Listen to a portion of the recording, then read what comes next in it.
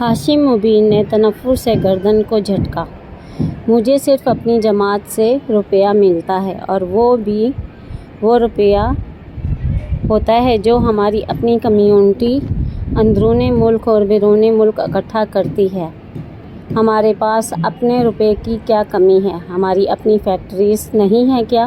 اور اگر مجھے غیر ملکی مشنز اور NGOز سے روپیہ ملے بھی تو میں بڑی خوشی سے لوں گا۔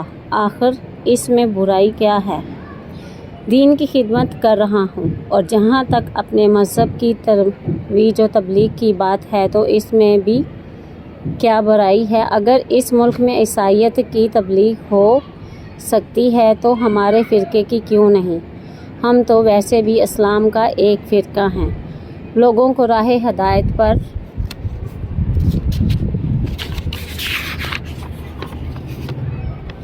لانے کی کوشش میں مصروف ہیں۔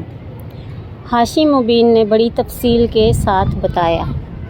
مگر تم لوگوں سے اس معاملے پر بات مت کیا کرو، اس بحث مباحثے کا کوئی فائدہ نہیں ہوتا۔ ابھی ہم لوگ اقلیت میں ہیں، جب اکثریت میں ہو جائیں گے تو پھر اس طرح کے لوگ اتنی بے خوفی کے ساتھ اس طرح بڑھ بڑھ کر بات نہیں کر سکیں گے۔ پھر وہ اس طرح ہماری تصدیق کرتے ہوئے ڈرا کریں گے۔ بابا، آئین میں ہمیں اقلیت اور غیر مسلم کیوں قرار دیا گیا ہے؟ جب ہم اسلام کا ایک فرقہ ہیں تو پھر انہوں نے ہمیں غیر مسلم کیوں ٹھہرایا ہے؟ امامہ کو تحریم کی کہی ہوئی ایک اور بات یاد آئی۔ یہ سب مولویوں کی کارستانی تھی۔ اپنے اپنے مقاصد کے حصول کے لیے وہ سب ہمارے خلاف اکٹھے ہو گئے تھے۔ ہماری تعداد بھی زیادہ ہو جائے گی تو ہم بھی اپنی مرضی کے قوانین بنوائیں گے اور اس طرح کی تمام ترمیمات کو آئین میں سے ہٹا دیں گے۔ ہاشم مبین نے پرجوش انداز میں کہا، اور تمہیں اس طرح بیوقوفوں کی طرح کمرے میں بند ہو کر رونے کی ضرورت نہیں ہے۔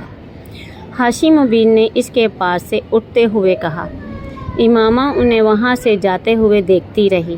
تحریم کے ساتھ وہ اس کی دوستی کا آخری دن تھا، اور اس میں تحریم سے زیادہ خود اس کا رویہ وجہ تھا۔ وہ تحریم کی باتوں سے اس حد تک دل برداشتہ ہوئی تھی کہ اب تحریم کے ساتھ دوبارہ پہلے سے تعلقات قائم رکھنا اس کے لیے مشکل ہو گیا تھا۔ خود تحریم نے بھی اس کی اس خاموشی کو پھلانگنے یا توڑنے کی کوشش نہیں کی۔ ہاشم مبین احمد احمدی جماعت کے سرکردہ رہنماؤں میں سے ایک تھے۔